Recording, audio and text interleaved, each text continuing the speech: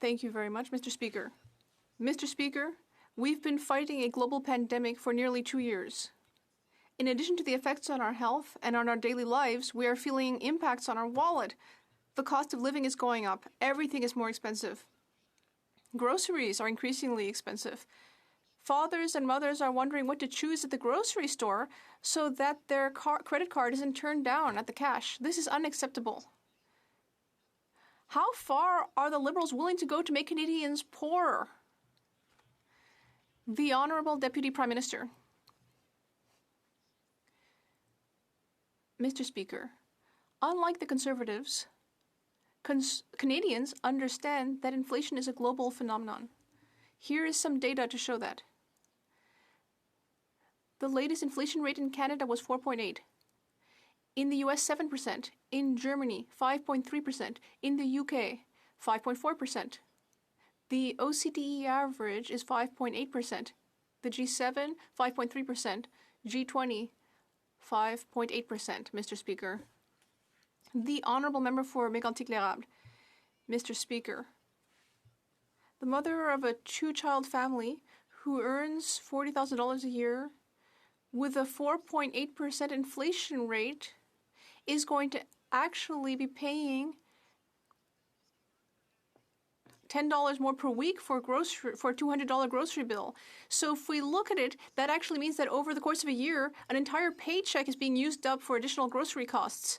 Comparing the situation with other countries in the world doesn't give a single cent more to this kind of person who's dealing with a horrible situation like this. When will this government stop making Canadians poorer? The Honourable Minister.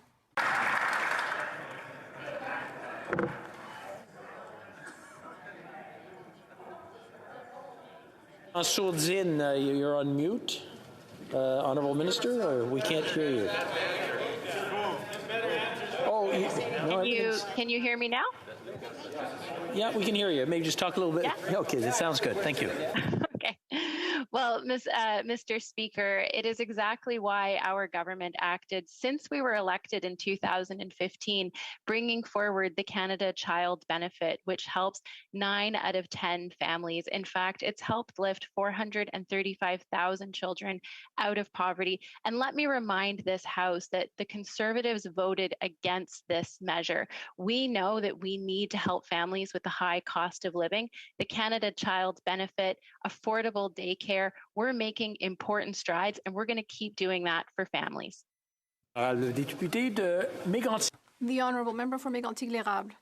Mr. Speaker, how can someone get up in this House and ignore the problems that are facing parents these days? Gas prices are going up by 30%, inflation 4.8%, and grocery inflation is 8%. I was actually generous earlier. I cut the increase in their bills in half, but actually they're seeing 8% inflation. And meanwhile, what are we hearing from the Liberals? Well, they're making comparisons with other countries. They're talking about measures that are no longer helping families. When will they stop making Canadian families poorer, Mr. Speaker? The Honourable Deputy Prime Minister. Mr. Speaker, how can someone honestly get up in this House? That's a question the Conservatives should be asking themselves. Before Christmas, the Conservatives voted against C2. And it is only thanks to Bill C2 it is only thanks to the fact that our government looks to the future that today we are supporting businesses and people. Really, Mr. Speaker.